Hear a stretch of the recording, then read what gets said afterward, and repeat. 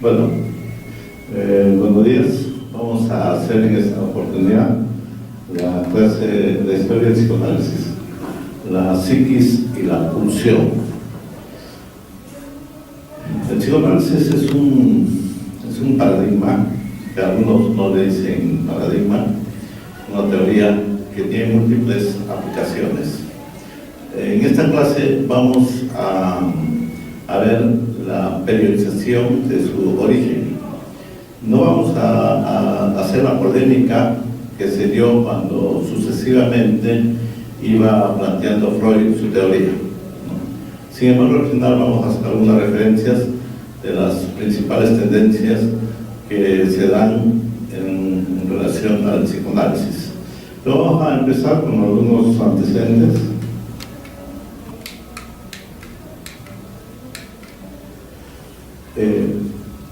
El psicoanálisis estudia básicamente las dificultades o los problemas de personalidad. Se va a decir que el psicoanálisis surge como un estudio de desajustes en la personalidad. Eso es lo que le interesa. Y sobre el respecto vamos a ver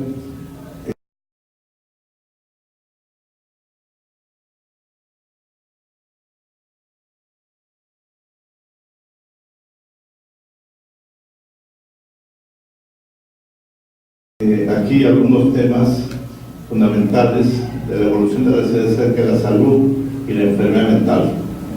Tenemos las creencias mágicas, ¿no?, que se originan en los antecedentes de la psicología, la filosofía de los griegos, que ya hemos señalado sobre el aporte de la filosofía griega en relación a la psicología. En todo caso, son los fundamentos filosóficos de la psicología que han habido también posteriores desarrollos. La influencia de la religión en la Edad Media, que fue un periodo en el cual la enfermedad es abordada como una posesión del demonio de las personas, y que se crean, como hemos visto en clase, se crean una serie de creencias en relación a la enfermedad mental, al extremo que surge una disciplina que se llama la demoniología, ¿no?, que estudia el demonio que se mete en las personas. Entonces, es un antecedente, o en todo caso, es una explicación propia de la Edad Media. Después tenemos los excesos del Renacimiento. ¿A qué se refieren los excesos del Renacimiento? Que el Renacimiento tuvo importantes intervenciones, pero todavía continuaba con la herencia de la Edad Media. Entonces se dieron los excesos que posteriormente se van a superar. Después tenemos el positivo científico, que es la posibilidad de que la psicología se convierta en una ciencia básicamente experimental, porque es el criterio del positivismo que toda ciencia debe acercarse o debe utilizar los métodos de la ciencia natural para ser tipificada como tal.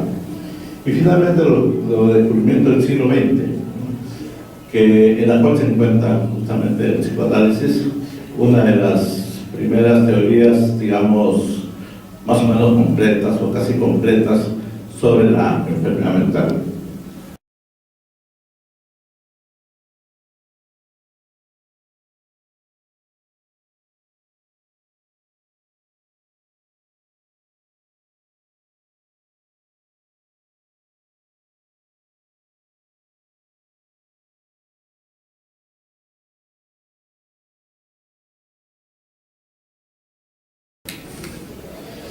Nosotros, durante el Renacimiento, tenemos al Paracelso, ¿no?, que se escribe entre los años 1537 a 1541. ¿no?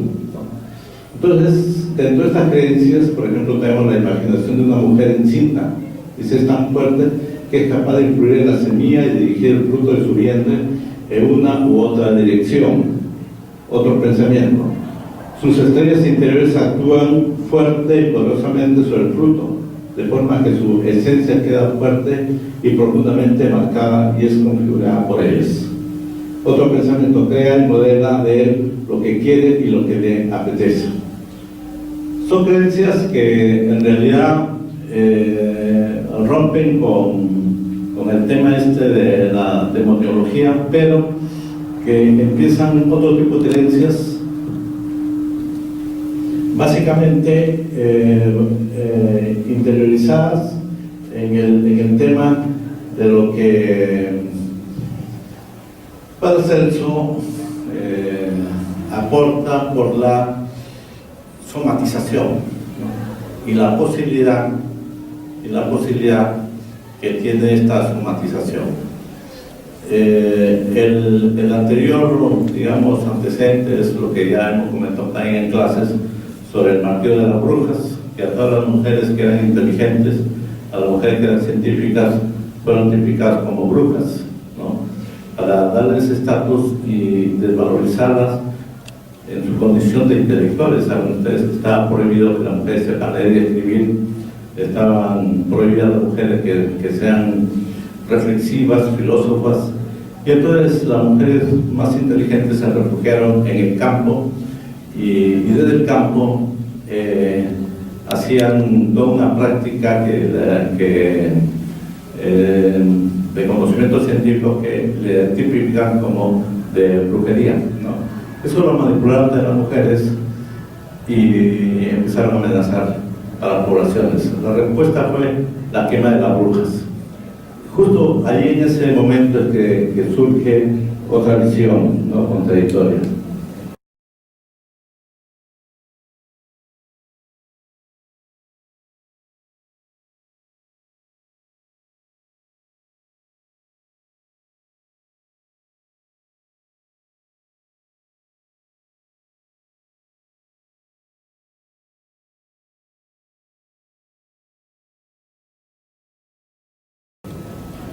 En el siglo XIX, ¿no?, hacia el año 1845, Greizinger propuso una analogía entre la ensoñación y trastornos mentales, entendidos como la reaparición de sentimientos reprimidos.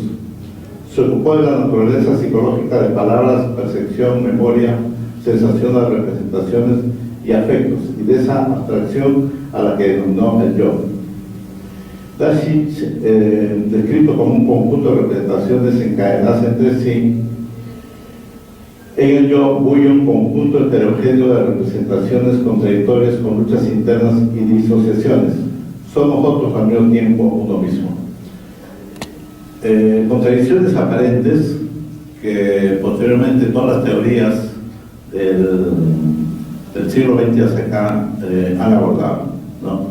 O sea, las contradicciones internas que existen en las personas y que en algunos casos le llaman la psicología profunda. En todo caso, son antecedentes que se presentan como desafíos y que este autor lo sistematiza para hacer posible nuevas respuestas sobre el estudio del psiquismo.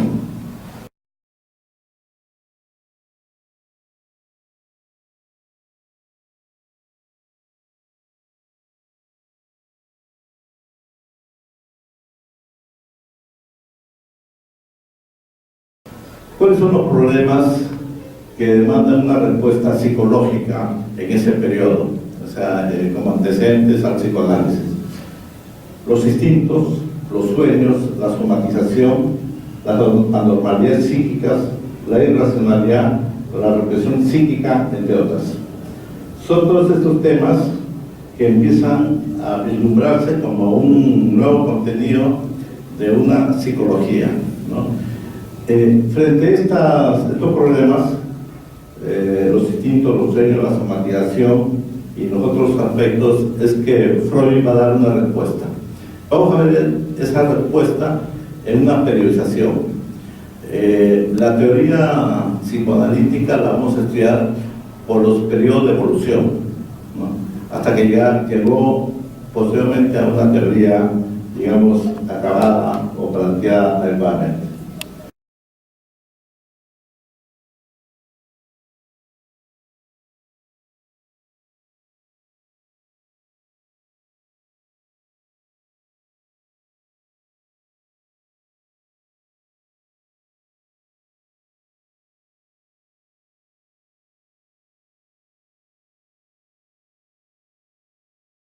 Entonces, los desafíos dice, hay un espacio psíquico del que no se tiene conciencia, que no es perceptible para sí mismo y que es eficaz. Ese es un primer desafío. O sea, que hay un espacio psíquico desconocido, ¿no? Lo que conocemos es lo que Brentano dijo, la conciencia, la autoconciencia y la razón. Eso lo dijo Brentano en este famoso libro, La psicología desde el punto de vista empírico. ¿Cuál es ese espacio desconocido y que es vital o es causal de las manifestaciones psicológicas? Ese es el desafío que se plantea el conocimiento acumulado hasta ese momento. Afirmar la existencia de lo inconsciente implica aceptar que el hombre ignora lo fundamental de sí mismo y que poco o nada puede hacer para remediarlo. Como dice Luis Althusser, el descubrimiento del inconsciente fue un nuevo continente del conocimiento, ¿no? Un conocimiento, vale decir, desconocido, ¿no?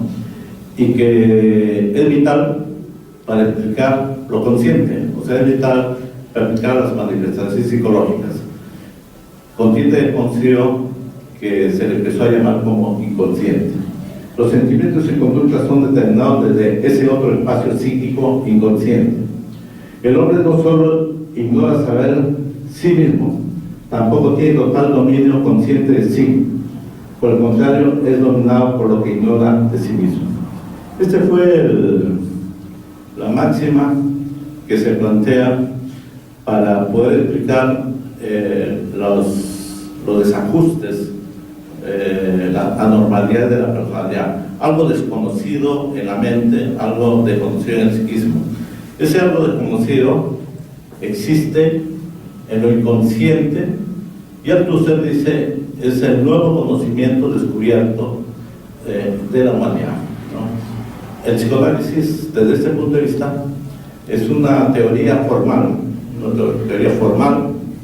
que trata de establecer un aparato teórico para poder explicar por qué las personas somos como somos y por qué las personas somos prisioneras del desconocimiento que tenemos sobre sí mismos. Todo esto implica un descentramiento del ser. En cierto modo somos poseídos por nuestro inconsciente, ¿no? Esta es la premisa fundamental para poder explicar posteriormente al inconsciente. Ya lo tenía Freud desde un inicio.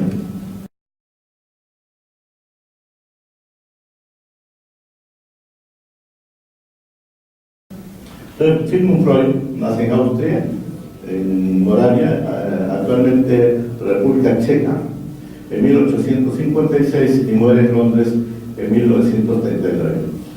Se le considera como el fundador del psicoanálisis, o es el fundador del psicoanálisis, y a partir de su intervención, él forma varios discípulos, ¿no? Carl Jung es uno de los más cercanos que lo vamos a repasar cuando veamos la personalidad o el desajuste de la personalidad en el segundo curso, pero que es importante Carl Jung por la discrepancia que tiene en la explicación de algunos cuadros de la histeria, aunque más conocido es por el inconsciente colectivo.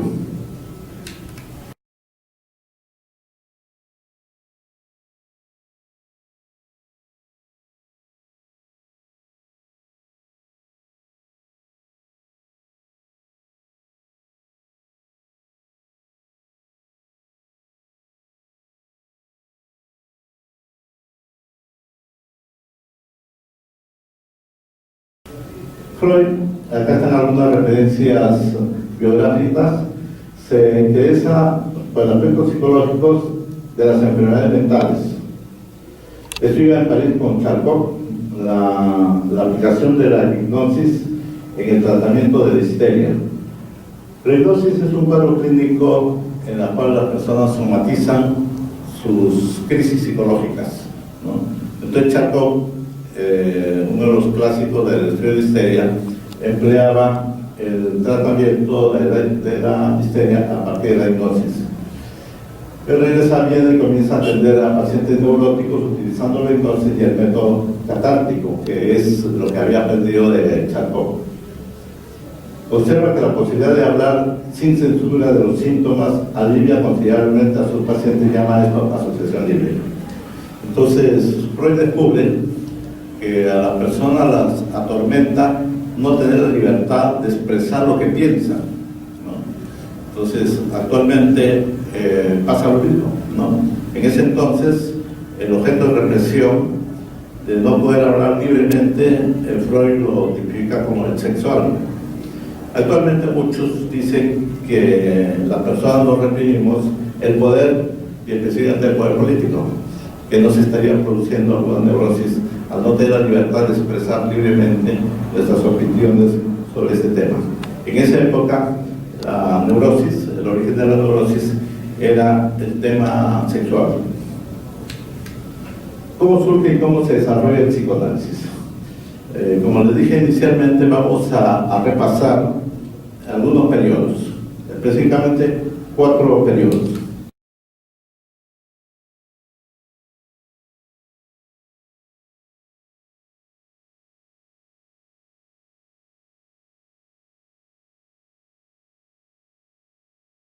Acá están 4 etapas del desarrollo del psicoanálisis, ¿no? Tenemos la etapa prefundacional entre 1886 y 1895, la etapa fundacional 1895-1897, la etapa de la psicología de ello 1900-1914 y la etapa de la psicología de Jung de 1914 y 1939. Es importante decir que esta periodización obedece a los apuntes de Luis Prieto. De ahí lo hemos tomado esta periodización porque consideramos que en un curso de historia de la psicología nos ubica los periodos, cómo se ha ido construyendo la teoría.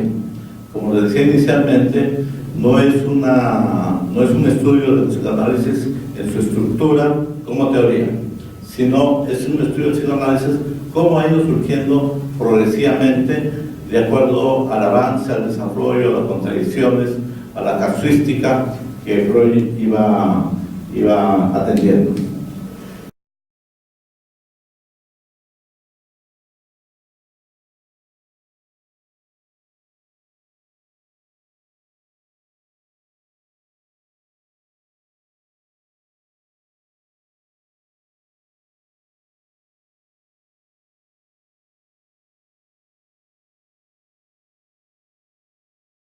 Entonces tenemos la primera etapa, prefundacional. En esta etapa Freud clasifica la neurosis y busca un método de tratamiento para las mismas. Eso es lo que caracteriza en sus primeras indagaciones que Freud hace. En esta época son relevantes sus obras, los estudios sobre la histeria, ¿no? Publicada como el proyecto de una psicología científica para neurólogos, que ahora la publican posteriormente a su muerte. Desarrolla un modelo causal de histeria basado en las experiencias traumáticas del sujeto que quedan a nivel inconsciente y desarrolla una teoría de los procesos psíquicos como la energía que circula por determinadas estructuras cerebrales. Este es el interés en esta etapa prefundacional. Como anecdóticamente decíamos, él había aprendido en Charcot el tema de la histeria.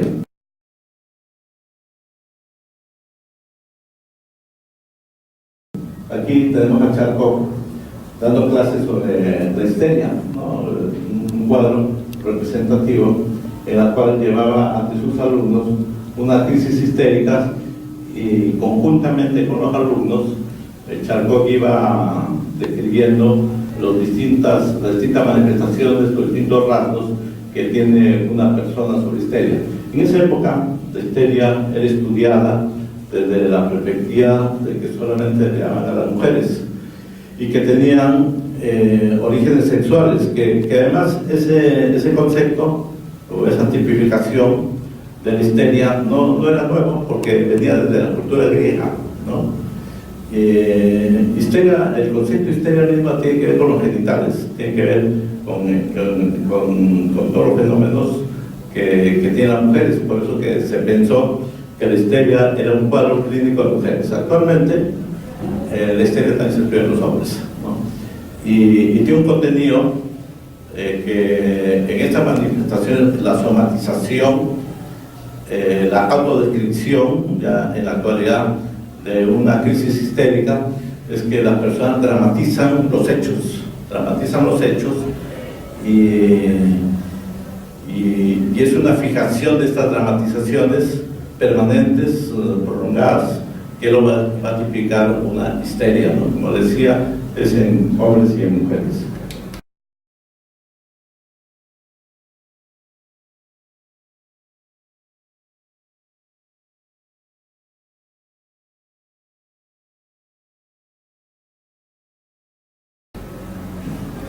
Dice, la histeria es mostrada como una enfermedad psicológica que afecta al cuerpo, ¿no? Por el criterio de somatización. Al principio Freud usó la hipnosis, tocar a sus pacientes a veces prefería masajes y fomentaba la catarsis emocional. Estos son los tratamientos prefundacionales del psicoanálisis. Podríamos decir que Freud se interesó en el estudio profundo de la mente, en este caso de la mente enferma, para poder posteriormente ir creando una nueva conceptualización. Entonces la histeria es un episodio importante en el estudio del psicoanálisis, en todo caso en la creación, la construcción de la teoría psicoanalítica.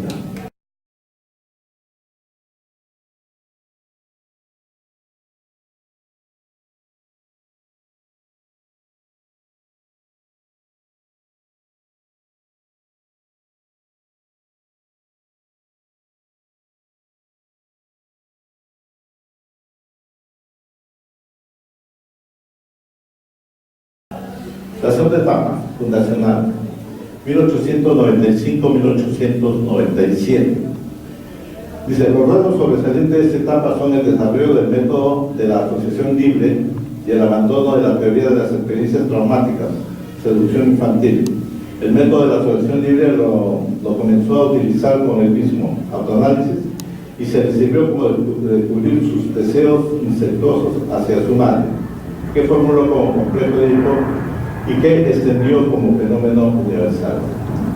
Entonces, en esta segunda etapa, Freud se interesa por algunas experiencias traumáticas que partieron del mismo, partieron de un autoanálisis que se hace y que descubre en la literatura universal un referente, ¿no? O sea, el de Sófocles sobre Edipo Rey. A partir de ese drama griego de Sófocles, el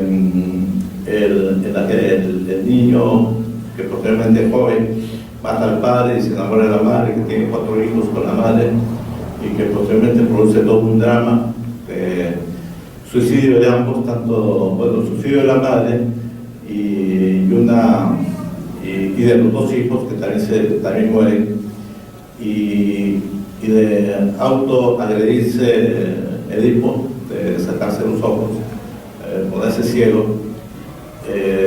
Es el modelo explicativo para poder estudiar las primeras manifestaciones emocionales que describe Freud, ¿no?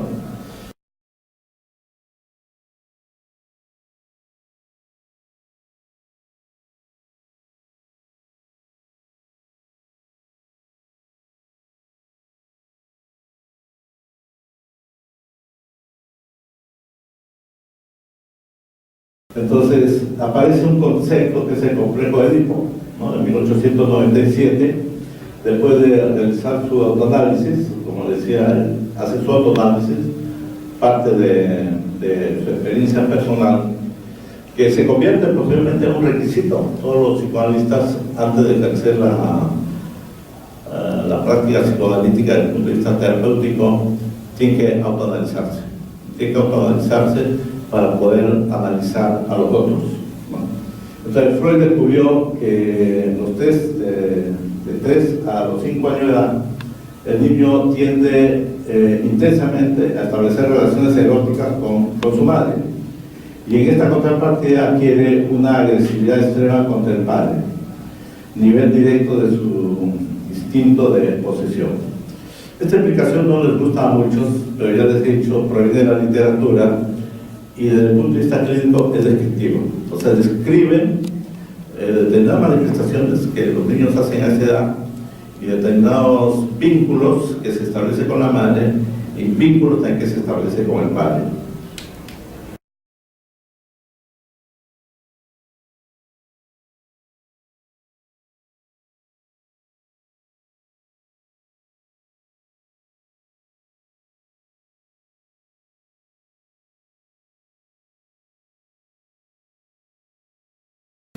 Aquí hay una periodización de los comienzos del complejo de Edipo que posteriormente se ha hecho y que sirve para poder explicar desde el punto de vista terapéutico este periodo del desarrollo del ser humano.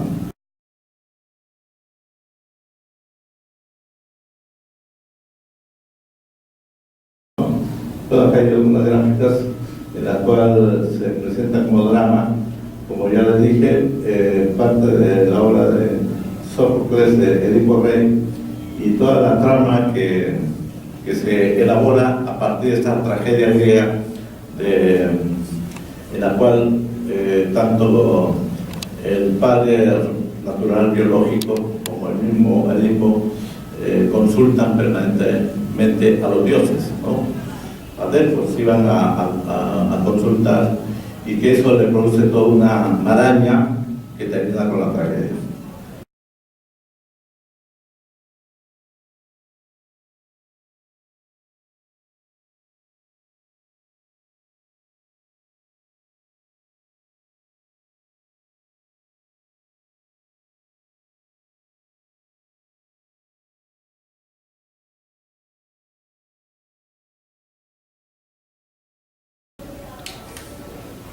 La tercera etapa dice de la psicología de Hegel, entre 1900 y 1914.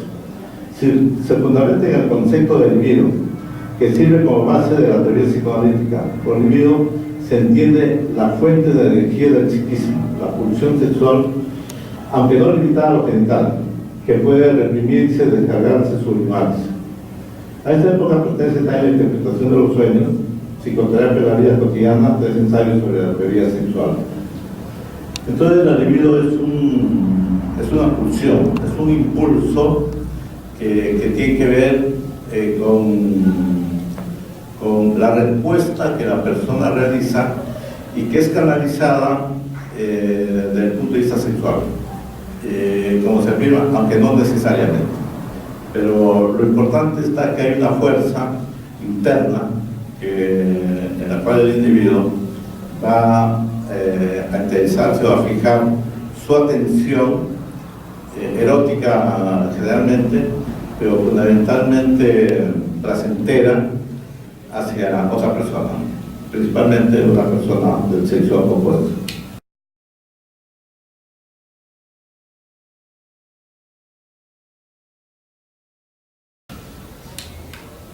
Entonces, aquí también se interesa no solamente el libido, sino también los sueños, ¿no?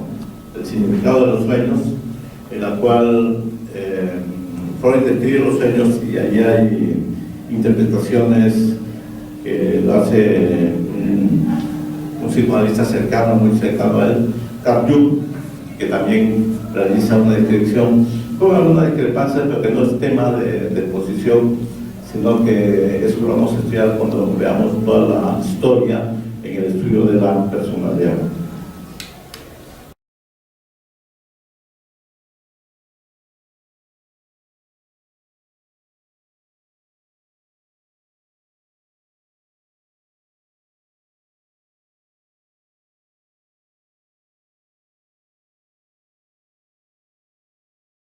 La cuarta etapa de la psicología de Jung, 1914-1939. En esta fase desarrolla su segunda teoría de la estructura mental, que se organiza como fuerzas psíquicas en conflictos entre el yo y el superior. También introduce en las fuerzas pulsionales del individuo el concepto de pulsión de muerte, thanatos. O sea, no solamente hay una pulsión placentera, como he dicho, también hay una pulsión autodestructora, ¿no? que Freud llamó Thanatos.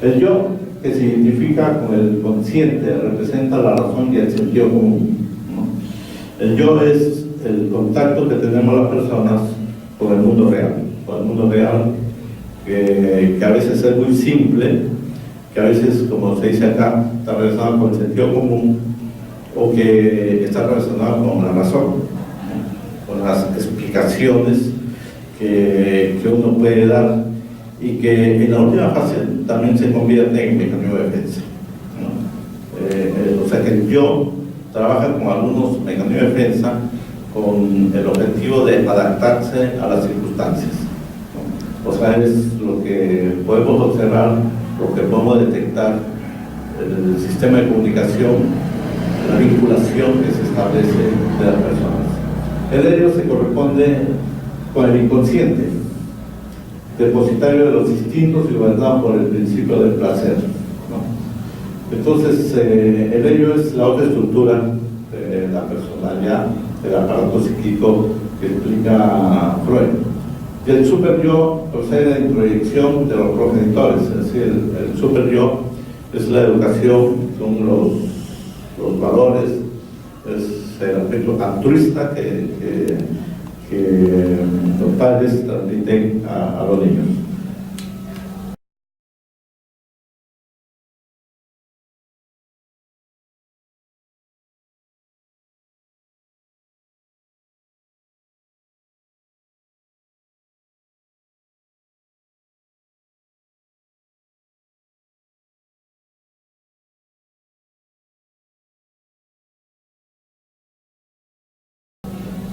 El principio del placer, dice, el principio del placer actúa para sobrevivir y reproducirse y está guiado a estos fines por sus necesidades, hambre, sed, excitación de dolor y sexo. El ello tiene el trabajo particular de preservar el principio del placer, el cual puede entenderse como una demanda de entender de forma inmediata las necesidades. Imagínense, por ejemplo, a un bebé hambriento en plena galleta, no sabe lo que quiere, en un sentido adulto, pero sabe que lo quiere. Ahora mismo, el bebé, según la concepción freudiana, es puro o casi puro ello, y el ello no es más que la representación psíquica de lo biológico. Esta es la explicación original que da Freud sobre el ello. Entonces, hemos descrito los 4 periodos de cómo se ha ido construyendo progresivamente las distintas partes de la teoría psicoanalítica. Ahora vamos a ver la definición del psicoanálisis en 4 niveles.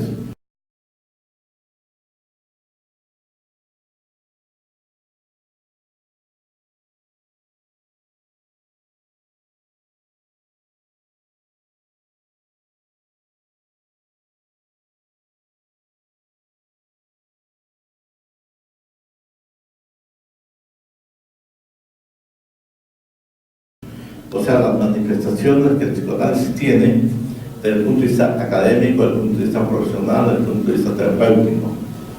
Entonces decimos que el psicoanálisis es un método de investigación de los significados mentales inconscientes. Entonces, como le dije inicialmente, Althusser señala que el inconsciente es un nuevo continente del conocimiento desconocido hasta antes de Freud. Pese que ya se manejaba el concepto inconsciente, Freud se atrevió, en todo caso formuló su constitución, ¿no? Ahora vamos a ver gráficamente. Un método de psicoterapia basado en la interpretación de las relaciones transferenciales, resistencias y deseos inconscientes, ¿no? Vale decir un método de psicoterapia, o sea, de tratamiento de las personas. Un conjunto de teorías psicológicas sobre el funcionamiento de la mente metapsicología y teoría clínica sobre los trastornos mentales y su tratamiento. Aquí podríamos emplear el concepto de paradigma desde la perspectiva de Thomas Kuhn, ¿no? Que es un conjunto de teorías, de métodos, de creencias que tiene un común denominador aceptado por un grupo de especialistas, aceptado porque soluciona problemas prácticos, en este caso porque soluciona problemas que demandan desajustes de la mente o que demandan tratamiento de la personalidad. Y un enfoque filosófico general para entender los procesos de cultura y la actividad social. Aquí hay una discrepancia, lo que lo critican los psicoanálisis es que la descripción de esta estructura no es universal, que además es un debate no solamente del psicoanálisis, sino de todas las teorías, si es que tiene una validez universal o si tiene una validez en un momento histórico o la validez en un momento o en una cultura. Hay un diálogo entre Freud y Carl Jung, y Carl Jung le decía a Freud: si la teoría es válida, que usted está planteando, entonces de acá a 100 años seguiremos hablando sobre psicoanálisis. Y eso sucedió. Pasaron 100 años y se sigue hablando de psicoanálisis, y hay ortodoxos y heterodoxos, hay un conjunto de teorías que han enriquecido o han especializado al psicoanálisis.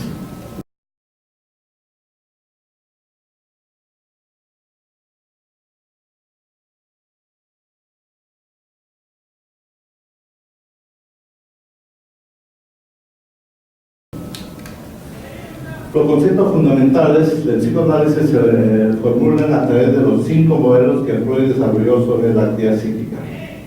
Entonces, hay 5 modelos: el modelo energético, el modelo topográfico, el modelo económico, el modelo dinámico, el modelo genético, el modelo estructural. El modelo estructural es un modelo que se aplica a distintas disciplinas, ¿no? A la lingüística, a la sociología, a la antropología, a la psicología.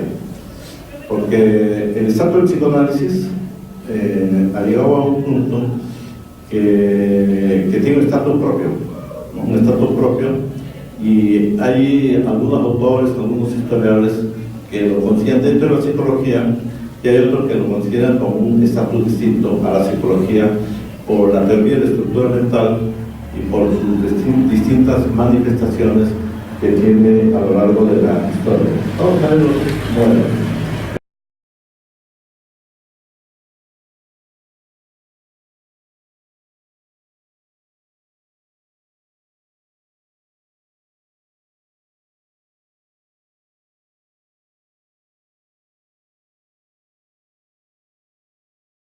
El modelo energético. El modelo energético viene de la física, ¿no? De los conceptos que en ese momento se tenían sobre los criterios de verdad, ¿no? Y los criterios de verdad estaban en la física, estaban en los experimentos de la física. En esa época ya se había formulado, o se estaba formulando lo que hemos visto, la psicología de Jung, la psicología experimental, que también tiene sus manifestaciones en la física o en la energética de las explicaciones que se tienen sobre el mundo.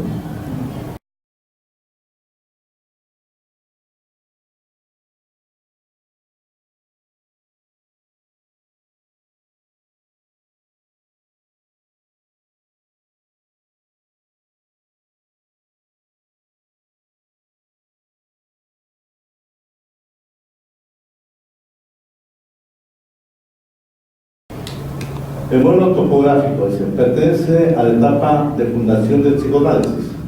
Freud en esta época distingue 3 niveles de conciencia: el inconsciente, gobernado por los procesos primarios y lógicos e intemporales, que contiene los recuerdos, imágenes, sentimientos y deseos no accesibles a la conciencia, ¿no? Este descubrimiento es importante. Es importante porque describe, volviendo a tu ser, un nuevo continente del conocimiento del ser humano.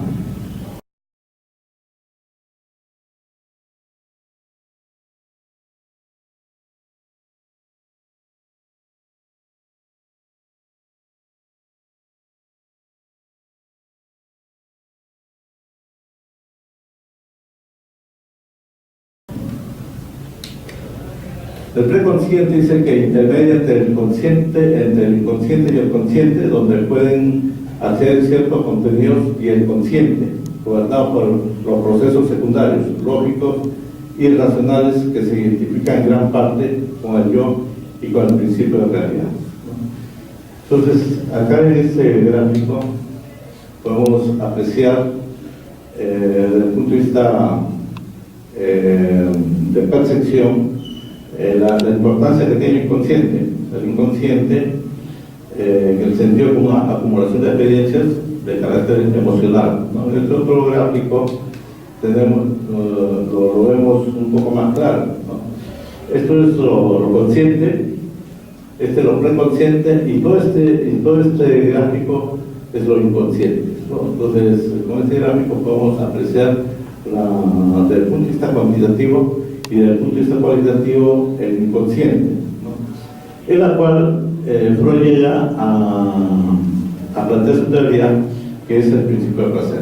El inconsciente, o sea, el principio del placer, ¿no?, se encuentra en el inconsciente, ¿no? Y no solamente el principio del placer, sino todas las estructuras que se han almacenado y que existen inertes, digamos, para poder estudiar a la persona. En otras palabras, que lo consciente lo tenemos con el inconsciente, ¿no? Lo consciente es el mundo exterior, ¿no?, que solamente lo vamos a ubicar. ¿Qué es lo que pasa en esta metáfora de esta figura? Y lo preconsciente es antecesor o preparatorio a lo consciente, ¿no? Entonces, este es uno de los aspectos centrales o matrices del psicoanálisis. Digamos, una estructura de personalidad, que ya les dije, la estructura de personalidad está formada por el ello, por el yo y super yo, ¿no? El ello, como hemos dicho anteriormente, aparece en el nacimiento, y es el principio de placer, que hay una descripción sobre el placer o los primeros placeres que quedan en la evolución ontogenética.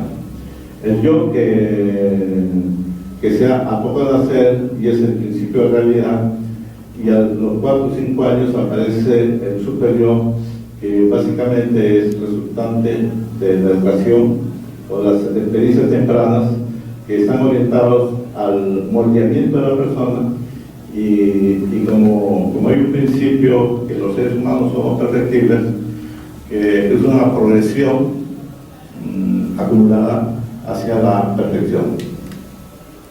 El modelo económico dice: el yo se ocupa de los procesos energéticos que regulan la actividad mental. Esos procesos son el principio de placer, satisfacción y el de realidad, adaptación al entorno. Entonces, esto es lo que fluye, digamos, que está permanentemente en el yo.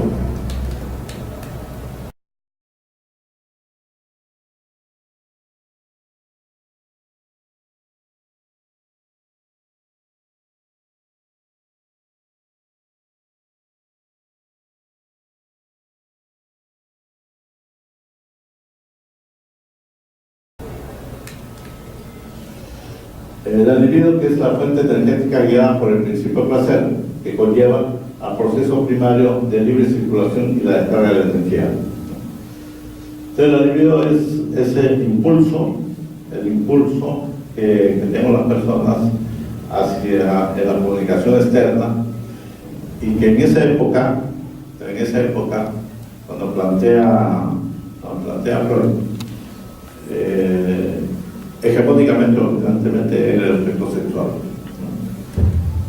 El principio de realidad hace que la energía libidinal quede ligada a un objeto en relación de catexia para su descarga o satisfacción.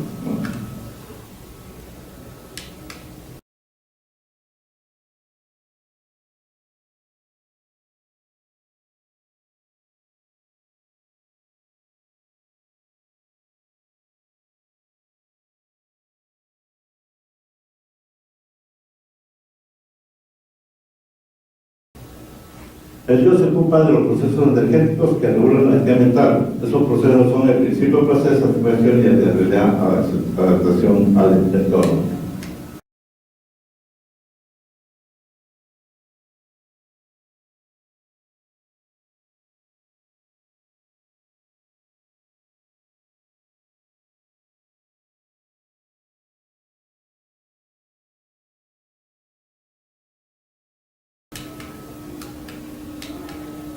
El modelo dinámico.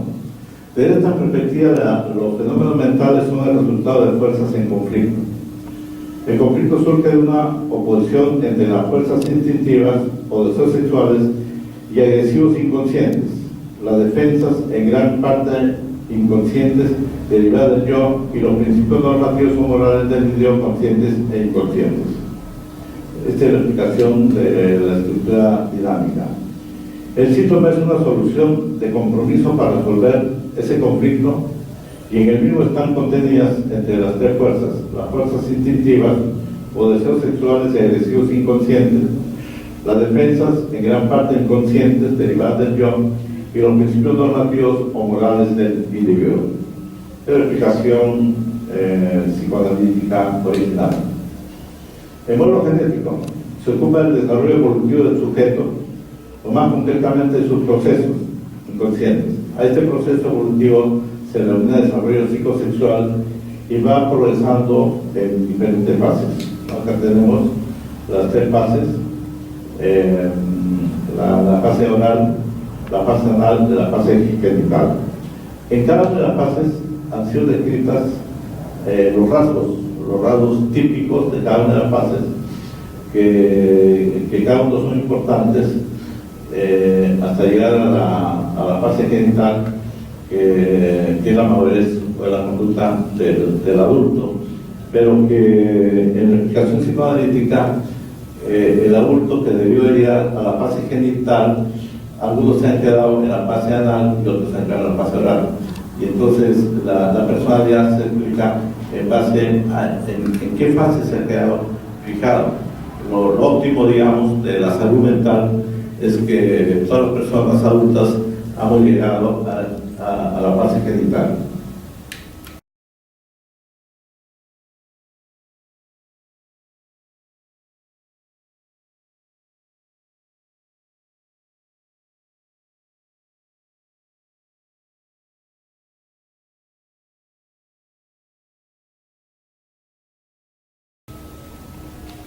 Aquí hay una aplicación que tiene que ver ya con los conceptos que se trabajan. Dice la teoría de la ansiedad. Dice la ansiedad se libera a través de los sueños. Su objetivo es satisfacer deseos de forma disfrazada para, de alguna manera, engañar al superyo, el papel que le otorga los sueños. Los mecanismos de defensa son recursos inconscientes que utiliza el yo para, sin contradecir al superior, dar satisfacción al ello. Y las conductas anormales son formas de liberación de la ansiedad no acordes con lo que socialmente se entiende por conducta normal. Son tres aplicaciones de la tensión. La ansiedad es una tensión que se origina inconscientemente y que tiene estas tres manifestaciones. Entonces, como decía, vamos a desarrollar los conceptos. Solamente, como estamos en historia, vamos a identificar los mecanismos de defensa derivados o construidos por esta relación de inconsciente y consciente.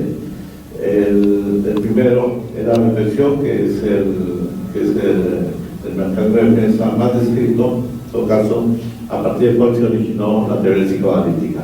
Después tenemos la negación, la predicción, la formación reactiva, la regresión, la racionalización, identificación, desplazamiento, sublimación.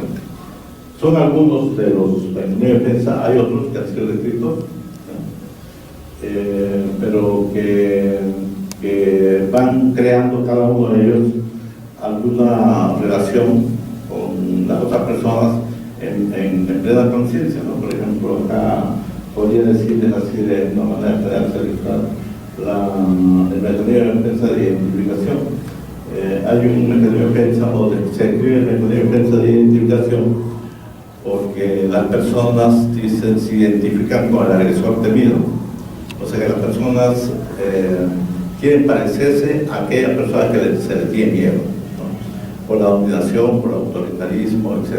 Entonces, ese es un mecanismo de defensa que, siendo inconsciente, porque nunca van a decir una persona que tiene ese mecanismo de defensa, quiero parecerme al agresor que le tengo miedo, sino que lo realiza como parte de la manifestación del inconsciente, o inconscientemente lo trabaja en el principio de la realidad.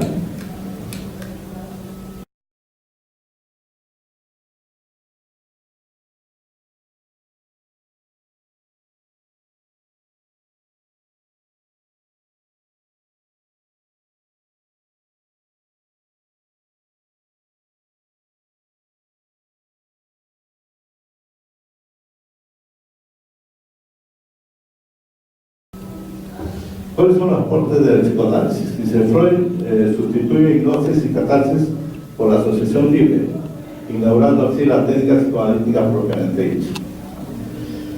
Entonces, ese sería el aporte de la superación, no el uso de la hipnosis ni la catarsis de la manera como la hizo tanto Freud como el primero que le enseña a Freud sobre este tema, Charcot, ¿no? Al aplicarlo descubre que sueños y síntomas neurológicos tienen un sentido, un significado vinculado con impulsos inconscientes y con elementos de la historia subjetiva del sujeto. Esos significados que no son conscientes pueden ser develados por medio del psicoanálisis, en el que la interpretación del psicoanalista son fundamentales. Por primera vez la humanidad tuvo la posibilidad de entender el significado de las enfermedades mentales y también un método terapéutico para abordarlos. Por eso es que se le conoce al psicoanálisis como la versión fuerte, para poder explicar de una manera distinta en la historia a qué se deben los fenómenos mentales. Ahora hay otras teorías, obviamente, ¿no? Hay las teorías humanistas, hay las teorías psicoanalíticas, cognitivas, hay las teorías constructivistas, hay también en las aplicaciones clínicas concretas, hay la psicoterapia de corta duración, porque se le atribuye al psicoanálisis que con esta teoría tiene una terapia de larga duración. Entonces han salido un conjunto de teorías que vamos a explicar en el segundo curso, como las teorías psicoterapia de corta duración.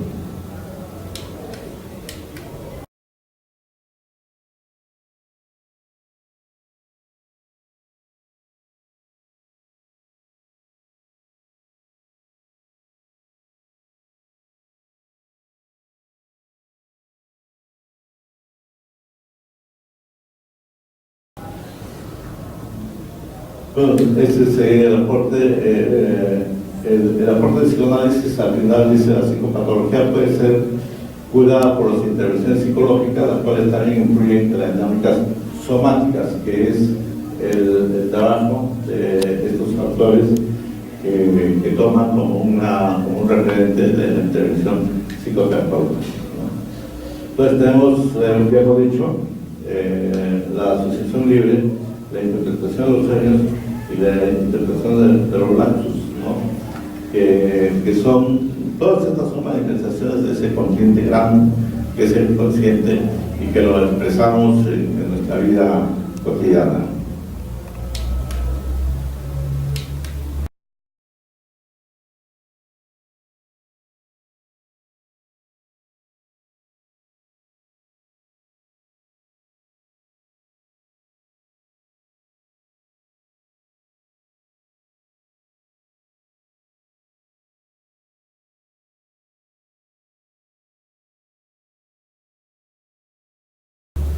Aquí hay una síntesis de las contribuciones de la teoría psicoanalítica que la dejo para que ustedes la revisen más detenidamente. En todo caso vamos a ampliarlo en las clases. Hay otros enfoques, como les decía, ¿no? Los primeros enfoques, o los más cercanos, digamos, son la psicología analítica de Carl Jung, la psicología del individuo de Alfred Adler, la teoría de Karen Horten, la teoría psicosocial de Erik Erikson y la propuesta de Eric Fromm. Estas son teorías, las teorías más destacadas. Hay otras teorías, sobre todo la escuela francesa, tienen otras propuestas que solamente estamos dando las referencias correspondientes. Entonces, con esto estamos concluyendo esta parte de la historia de la psicología, de la psiquis y la pulsión. Es importante decirles que La teoría psicoanalítica se origina por el concepto de pulsión. El concepto de pulsión es el concepto de los impulsos que las personas tenemos, y entonces había que dar una explicación de la pulsión, de esos impulsos. Entonces, la explicación que le da Freud es que la pulsión, que en otros lenguajes podría ser los instintos, están gobernados o están focalizados o gobernados en el inconsciente. Eso es todo por esta clase y muchas gracias a todos los estudiantes.